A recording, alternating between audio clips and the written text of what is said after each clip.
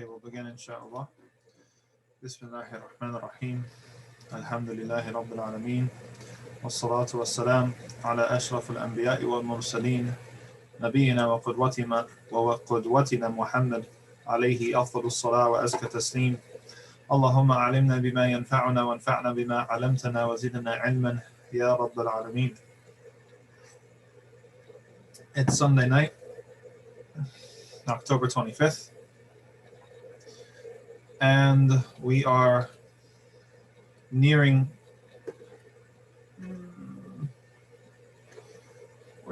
starting to get close to the end of the first section of the Raghib Asfahani's book, Dhariyah ila Makarim Shariah, the path to obtaining elite qualities that the Shariah wants us to have, encourages us to have in order to fulfill our purpose and our potential on earth.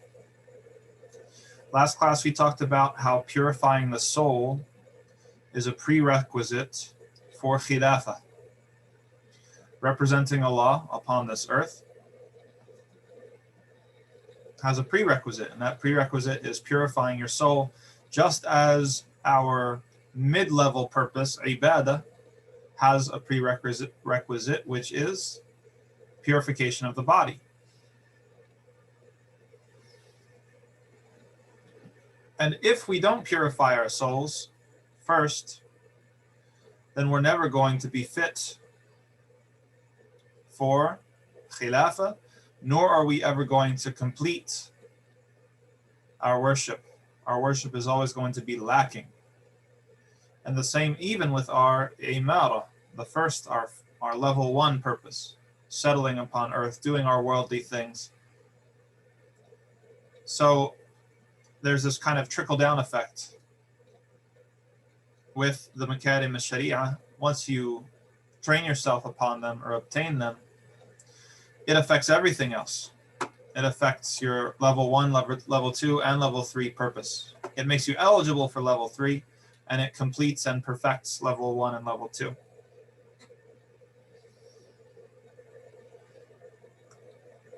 Today, we're going to talk about another chapter, which is mostly about what needs purifying. How do we go about this project that Raghib al-Asfahani has kind of laid out for us? He's really kind of whetted our appetites. He's drummed up the anticipation, shown us the potential results, inspired us with kind of our true purpose, and convinced us that this is indeed our destiny, certainly our potential. So where do we start? What is it exactly that requires purifying, and how do we go about doing it? And what do we do it with? At the very end of last week's class, we talked about the what that we do it with. And our author, Raghib al-Asfahani, draws a similitude between water that is sent down to purify our bodies and thus make us eligible to fulfill that level 2 purpose of ibadah. And then he talks about something else that is sent down from the heavens that is supposed to purify our souls for our khilafah, for our level 3 purpose, and that is the Quran. So the Quran is the means, is the medicine, the method of purification. But what is the illness? What do we apply it to? What's the site of the wound? Raghib al-Asfahani, he identifies 3 human capacities that require cultivation, that require management, that require policing. And each of these 3 capacities, if it's maintained and if it's focused,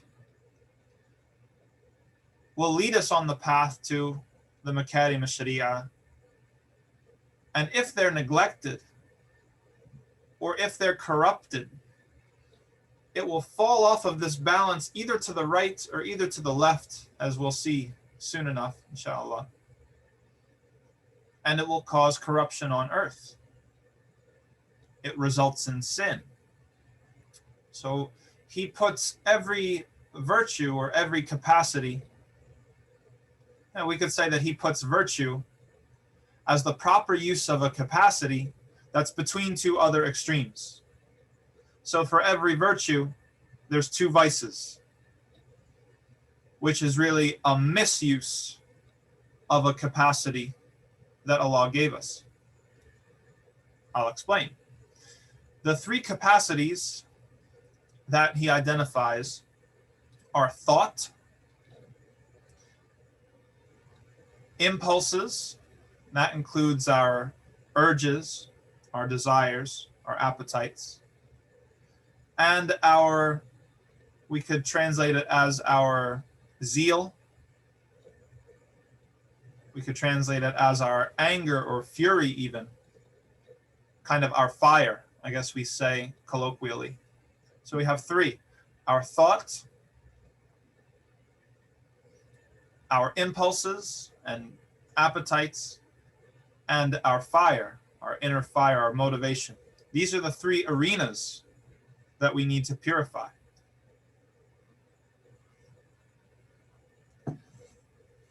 How do we purify thought? Or what's the aim of purifying our thoughts? The aim of purifying our thoughts is to cultivate knowledge and wisdom.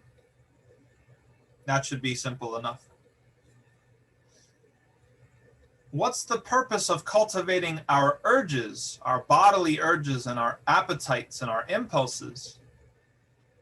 Whether it's for food or whether it's for money or whether it's for romance, the purpose is to achieve both chastity and generosity. Because once you train yourself,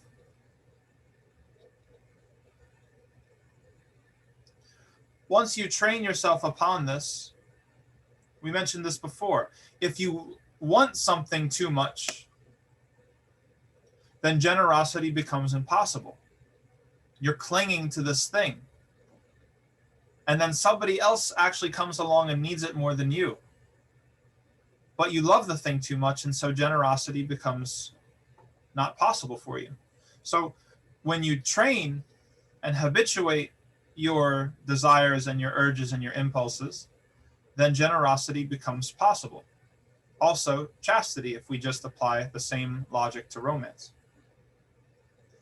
As for the last one, as for our fire, our potential for zeal,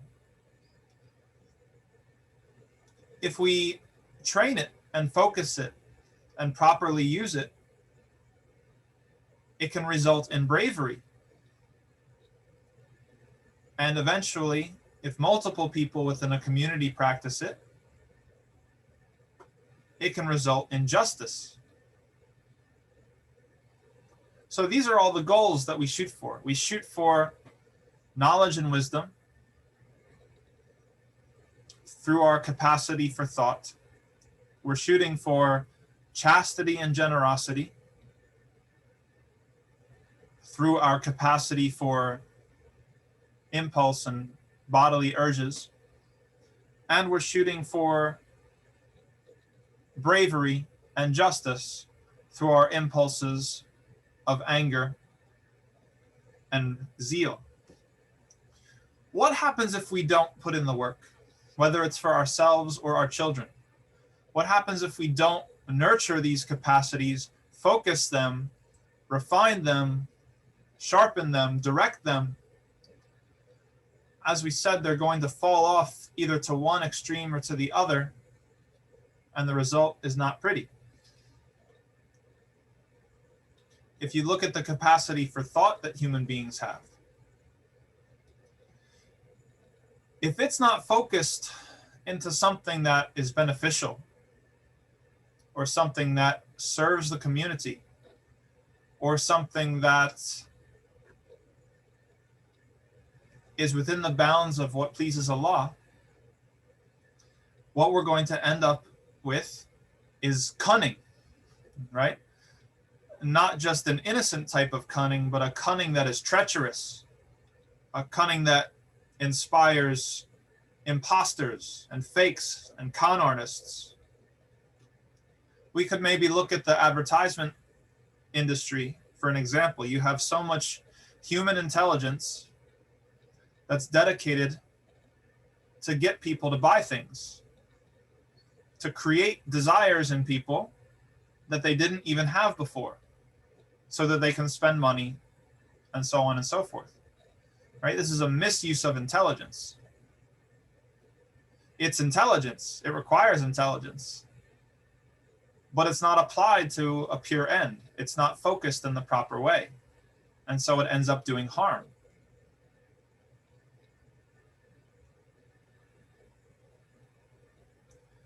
We could say that with a lot of things in society that we see where kind of the game is kind of stacked against you, whether it's, for example, insurance companies, right?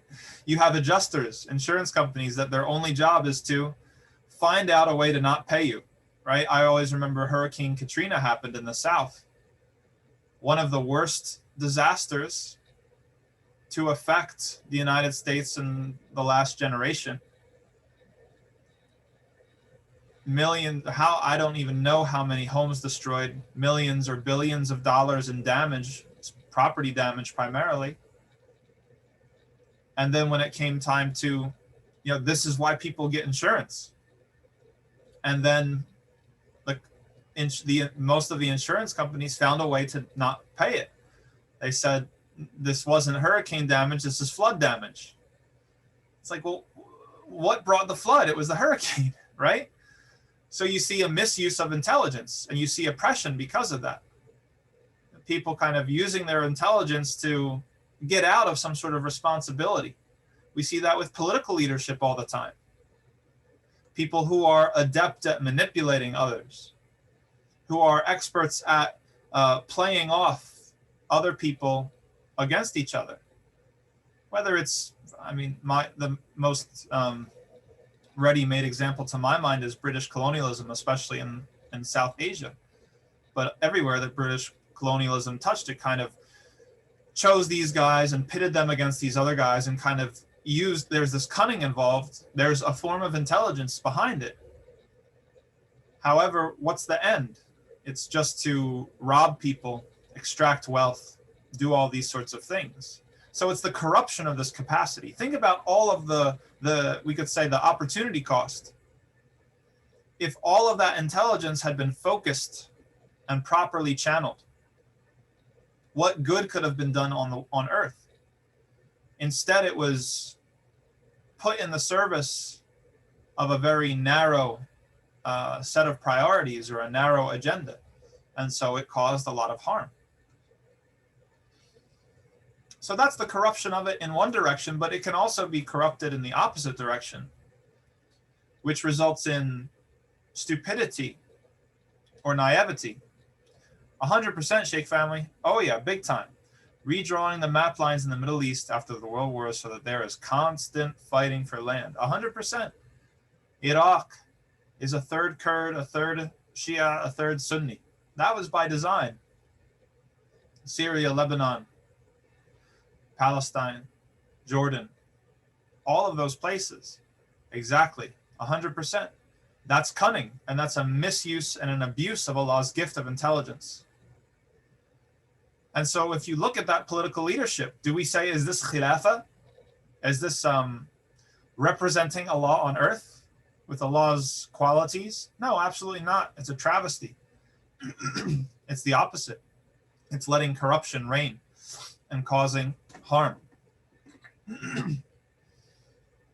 It can be corrupted in the opposite direction as well, which is basically, if you could imagine it, almost like atrophy, right? If you don't use something and then it becomes basically unusable. So all of these kind of distractions that we have in the media. And there's nothing wrong in and of itself with some entertainment once in a while.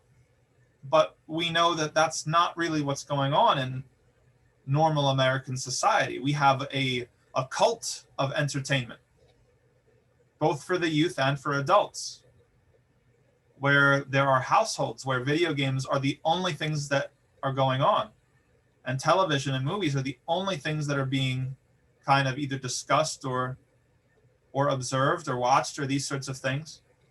And that goes for children and for adults. There are adults whose lives are simply going to work, coming home, heating up some dinner or ordering out and watching Netflix. This is abuse of the capacity that Allah gave you for intellect. Allah gave you an intellect. He wanted you to focus it so that you could have this khilafah. You could represent him on earth and do good and be just. And he gave you this capacity to serve you to that end. And so if our lives are just entertainment, we're letting that capacity atrophy. And it starts to fail from misuse. And we see in our society right now, our political moment that we live in, we have this kind of gulf. We have like intellectuals on the left that their intelligence doesn't really benefit them at all.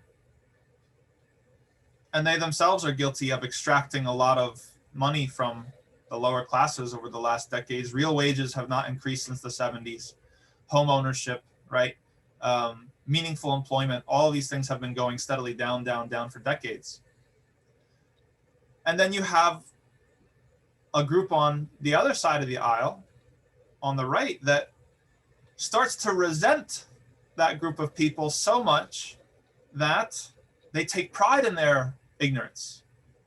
They take pride in their anti-intellectualism. We have this kind of streak in American political culture of anti-intellectualism. People being proud that they only speak one language. People being proud that they don't read books. People being proud that, they speak in a certain way that could be considered ungrammatical, right? They have no desire at all to improve themselves, to develop their intellect. And actually, there's a social thing where they actually police each other and make fun of each other and scorn each other for anybody who starts to pursue that project of refining your intellect. So we have two extremes. And obviously, we see now what the social harm is to having either of those groups, let alone both of them. You can't tell that group of people anything, right? You can't even have a discussion that has rules or has boundaries or things like that, because there's an established culture of anti-intellectualism or anti-education. And we talked about this in an earlier class about how important a culture that respects education and intellect, not for its own purposes, not just to monetize it or commodify it to get money out of it and status, but because this is the development of a capacity that Allah has given you in order that justice could be established on earth, starting with yourself, then your family, then your community, and so on and so forth.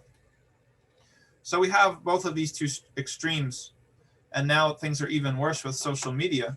These things are very addicting. They're designed to be addictive. And so they blunt the intellectual capacity of a lot of people, especially the youth. Moving to the second capacity, we talked about bodily urges, bodily impulses and desires. And we could sum these up, there are others, but most of them have to do with nutrition or food and romance or intimacy. So on one side of the aisle, if we don't take care of this capacity, if we don't focus it and train it and understand what it's there for, what is its purpose, then what happens is we become gluttonous. We become insatiable. You literally can't get enough.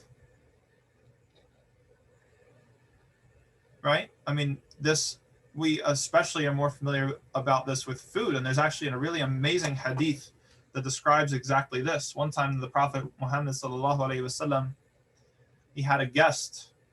I believe this is in the Meccan period, but I could be mistaken. And his guest was not a Muslim.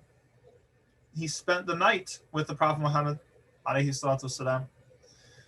And when it was in the evening time, the Prophet alayhi salatu wasalam offered him milk, right? He said, he had a sheep, he like milked the sheep and brought it to him.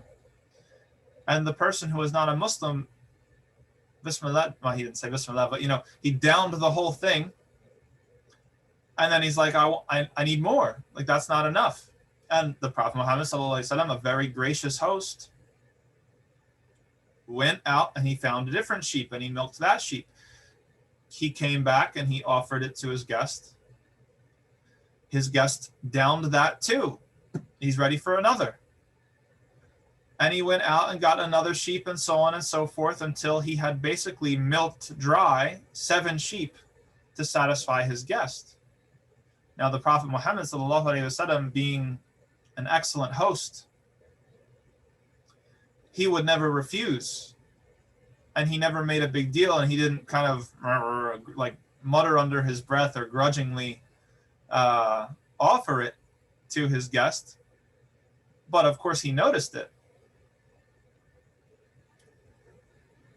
Hooking it up with what we said before, because of his purification of his urges, he could be generous, right? We hear this with kids all the time who haven't trained their urge. Their main concern is there going to be enough left for me, right? And some adults never get past that part. Anyway, they spend the night, and in the morning, when the man wakes, he accepts Islam. He takes his shahada. And so the Prophet Muhammad sallallahu alaihi wasallam, he says, this is amazing, this is great. Welcome.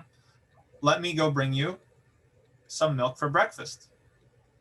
And he goes out and he milks a sheep, and he brings back 1 bowl from 1 sheep, and the man starts to drink it, but he can't finish 1 bowl.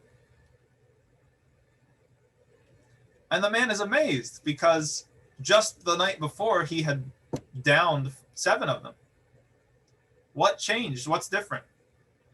The Prophet Muhammad sallallahu alaihi wasallam, he told him that the believer eats in 1 stomach and the disbeliever eats in 7.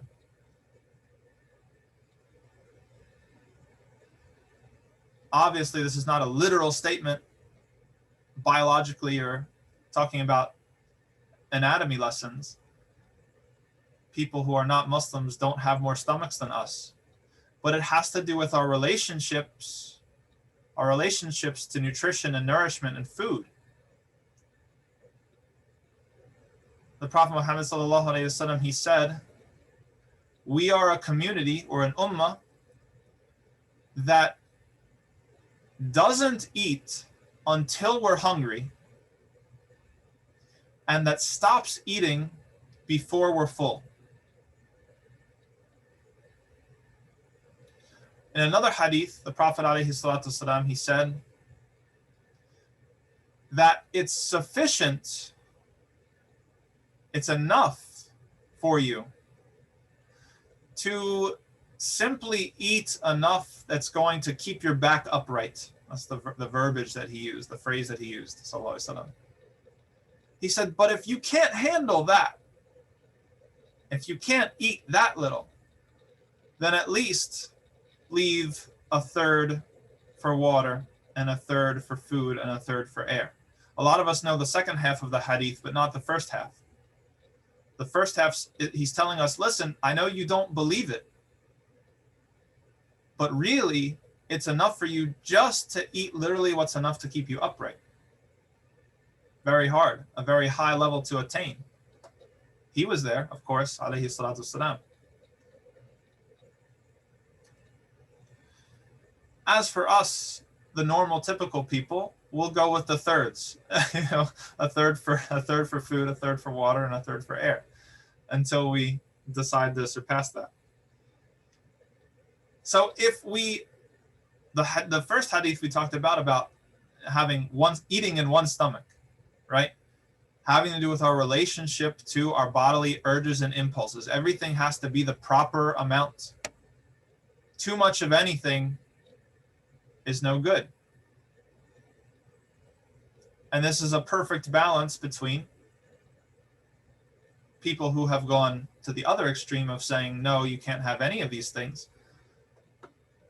Allah says in Surah Al-An'am, or is it Surah Al-A'raf, who would forbid my slave from zinatul hayat ad-dunya, the beautiful things of life? No, this is for the believers. We can have it. And it's not a morally problematic thing to enjoy the finer things in life, but everything in a proper proportion. Nothing too much. And especially guard your relationship to that thing. Are you ready to give up that thing? Are you ready to offer it to others?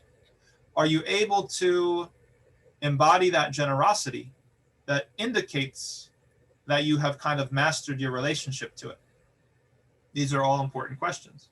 So that's the one side. We have the side of gluttony.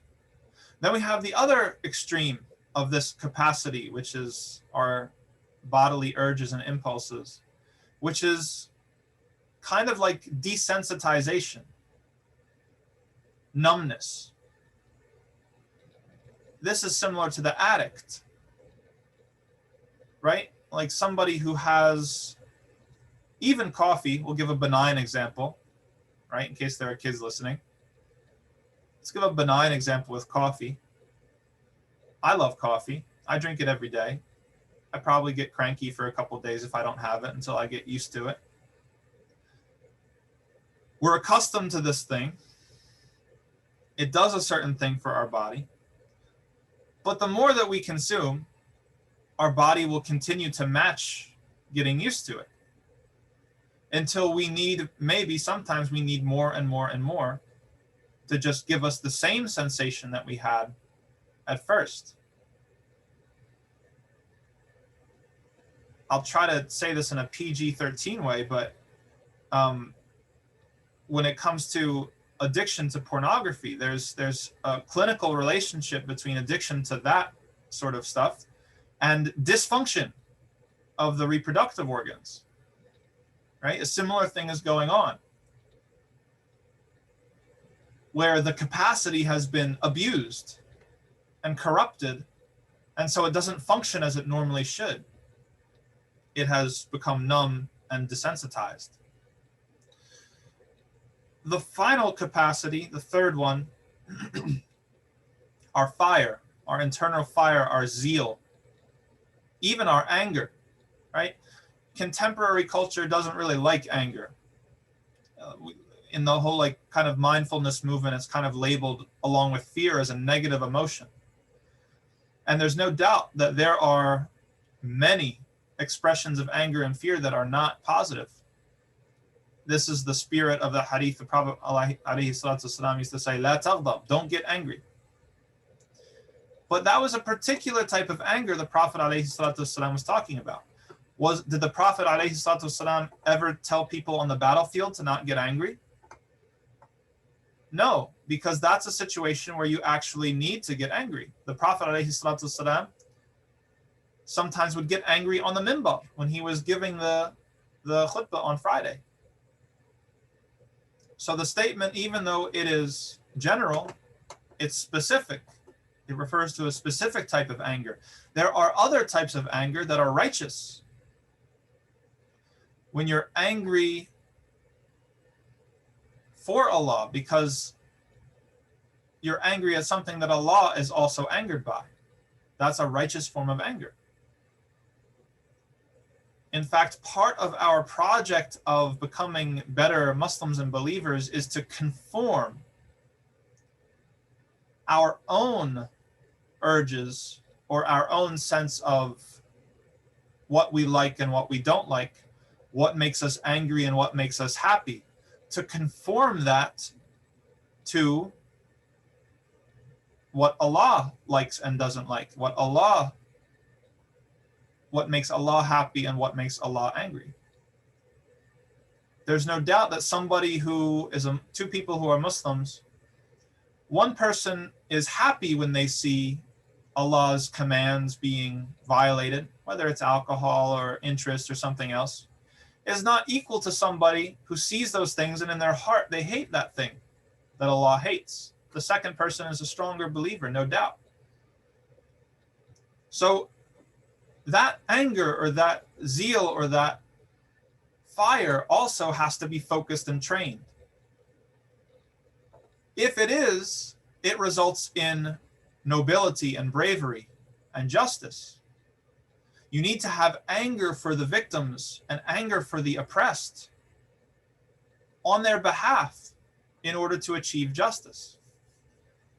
But anger and zeal can be corrupted just like the other capacities. It can be, we could say, neutered or emasculated, to use a gendered term, right? Which is kind of what we see going on a lot today with different pop psychology kind of trends. The claim of toxic masculinity, which there's no doubt that certain expressions of what people mean when they say that, there's a grain of truth in what they're saying. But there are other people who are over applying that term to remove any traditionally masculine, positively masculine quality or behavior, such as bravery, such as anger on behalf of the oppressed. This is an extreme. And so if you use this to remove from society all anger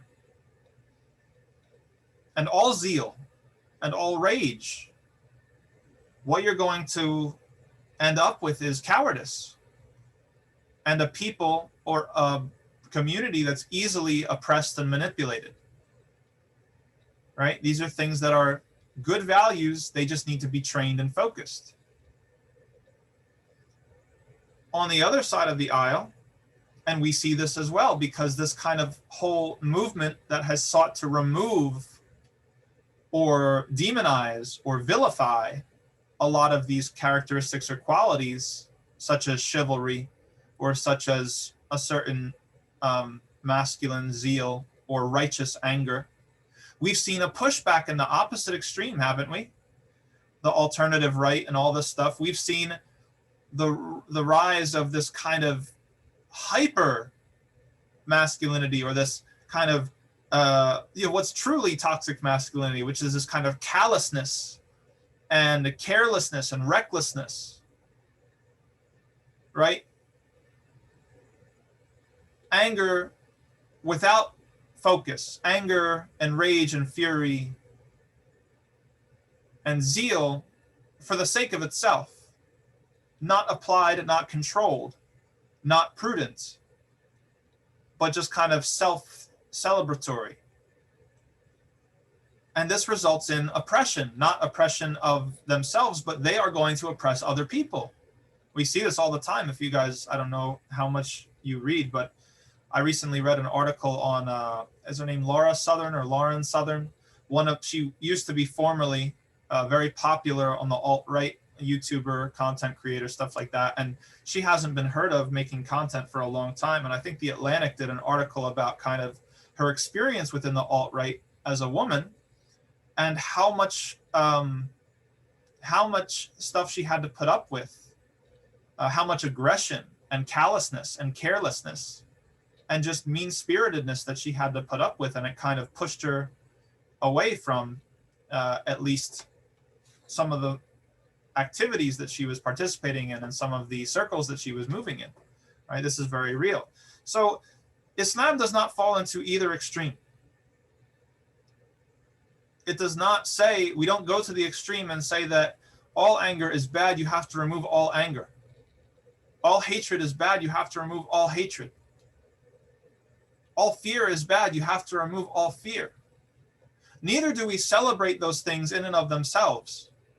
Rather, we see every single thing that Allah has given us is a gift, but it's also a raw form of that gift.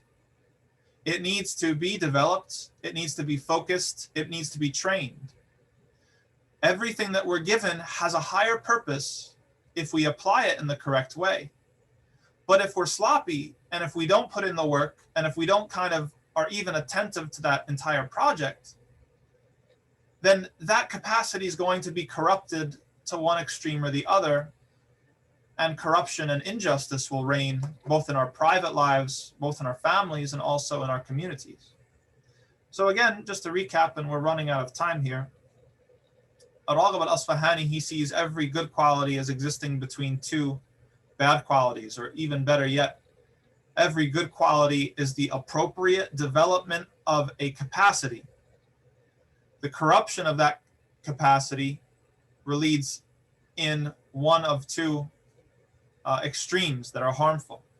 So wisdom and knowledge is the correct application of our capacity for thought, whereas cunning, in an evil cunning sort of way, and stupidity and sloth are the two extremes that corrupt that capacity. Chastity and generosity are the two fruits of successful training of the capacity for our bodily urges and impulses. And if those impulses are left on their own, they will become corrupted either to gluttony or either to numbness and desensitization. And finally, our capacity for anger and our capacity for zeal, properly focused, results in bravery and justice. And if it's let to flounder or overruns its limits, it will be corrupted either into cowardice or either into recklessness and callousness on the other side. Does anybody have, we have 1 minute left. Anybody have any questions?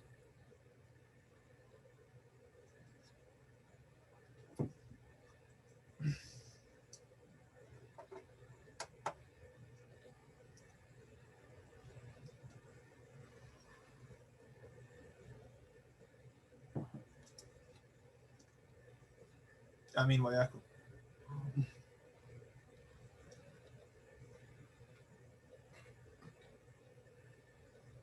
Okay then. Thank you everybody very much for your participation and your attention. Alhamdulillah. Wassalatu wassalamu ala rasulillah. I'll see you next time, inshallah. Assalamu alaikum wa rahmatullahi wa barakatuh.